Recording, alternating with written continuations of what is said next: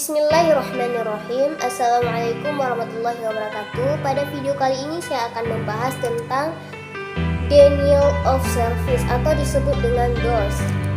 Yang harus kita ketahui, apa itu DOS?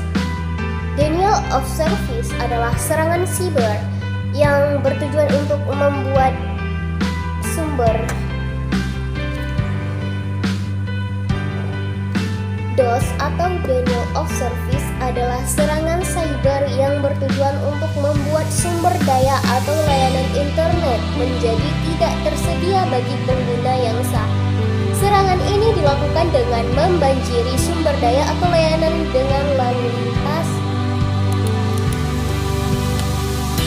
atau permintaan yang berlebihan, sehingga sumber daya atau layanan tersebut menjadi tidak responsif atau tidak dapat diakses oleh pengguna yang sah. Contoh serangan DOS meliputi serangan terhadap situs web dengan membanjiri situs dengan permintaan HTTP, atau serangan terhadap jaringan dengan membanjiri jaringan dengan lalu lintas data. Serangan DOS dapat dilakukan secara berpusat atau terdistribusi melalui serangan DOS atau distribusi denial of service, di mana penyerangan menggunakan banyak komputer atau perangkat terhubung ke internet untuk meluncur serangan dari berbagai lokasi.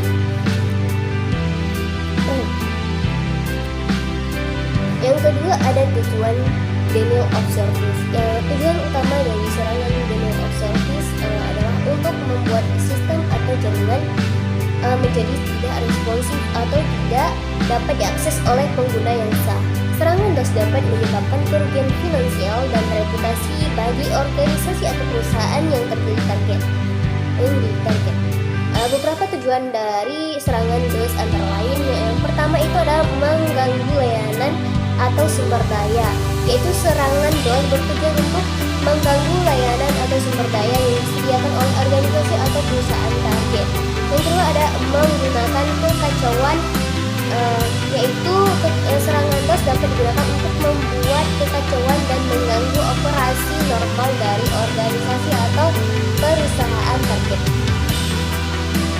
Yang ketiga ada mencuri data, yaitu serangan DOS dapat digunakan sebagai alat untuk mengalihkan perhatian dari serangan lain yang lebih terorganisasi dan memiliki sumber tujuan untuk mencuri data atau merusak sistem. Selanjutnya pembalasan dendam, yaitu serangan DOS dapat digunakan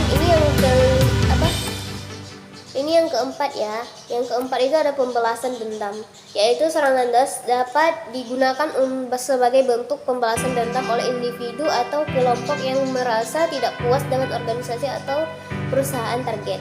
Yang kedua ada ekstorsi, yaitu serangan DOS dapat digunakan sebagai bentuk ekstorsi di mana penyerang meminta uang dalam pertukaran untuk menghentikan serangan DOS. Yang ketiga ada menjadi persaingan, yaitu serangan DOS dapat digunakan untuk bersaing untuk mengganggu operasi dari pesaing lainnya atau menghentikan akses ke layanan atau sumber daya yang dimiliki oleh pesaing.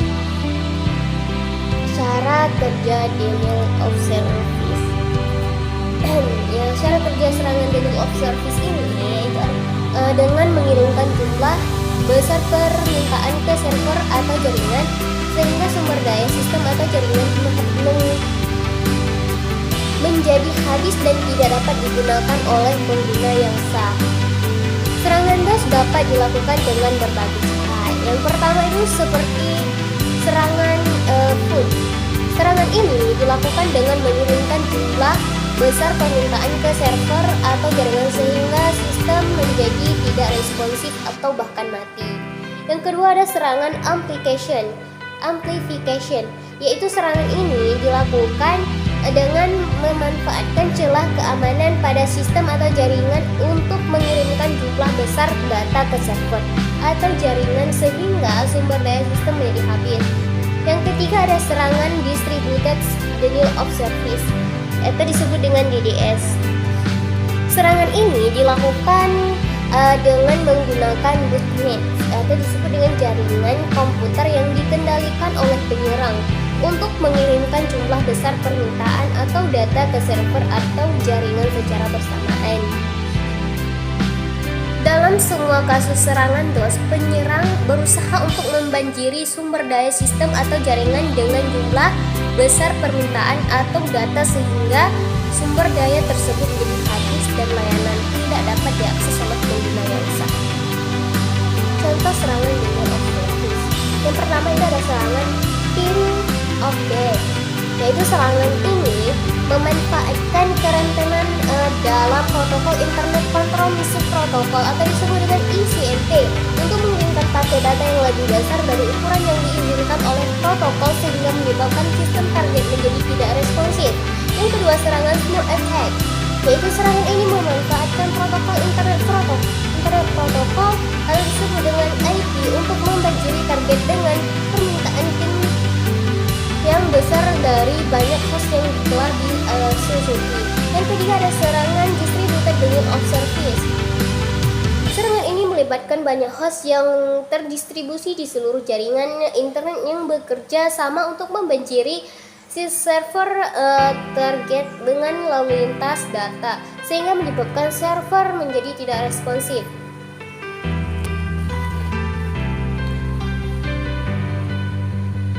Yang keempat ada serangan keydrop attack, yaitu serangan ini memanfaatkan kerentenan dalam protokol internet untuk mengirimkan paket data yang bertumpuk dan bertabrakan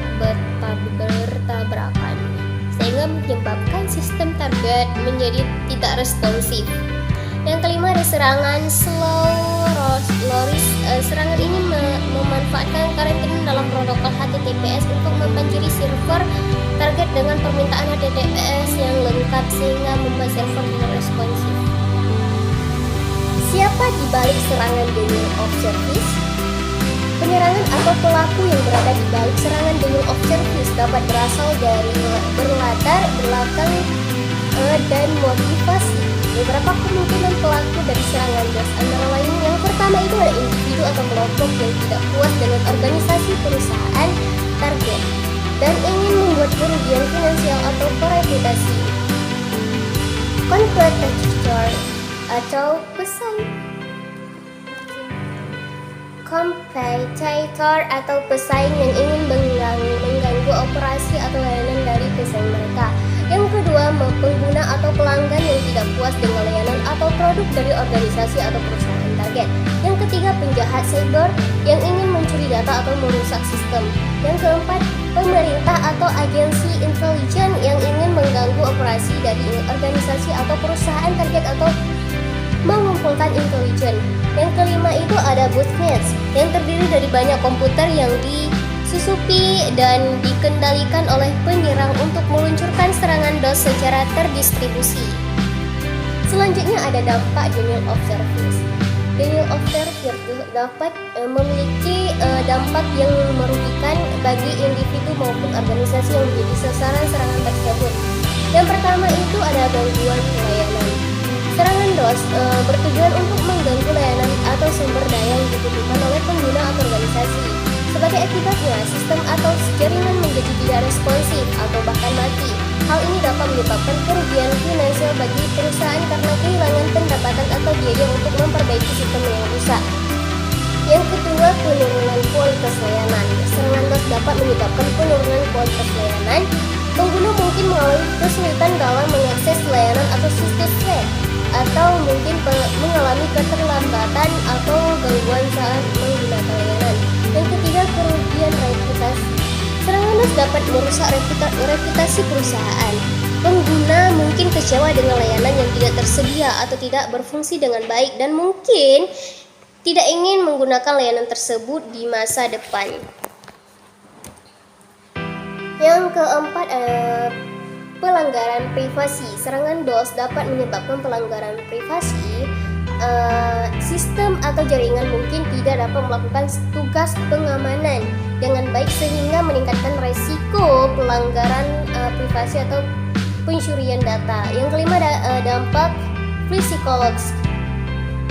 Serangan DOS dapat memiliki dampak psikologis pada pengguna atau organisasi yang menjadi sasaran. Pengguna mungkin merasa frustasi, cemas, atau takut karena kesulitan dalam mengakses layanan atau situs web yang mereka butuhkan.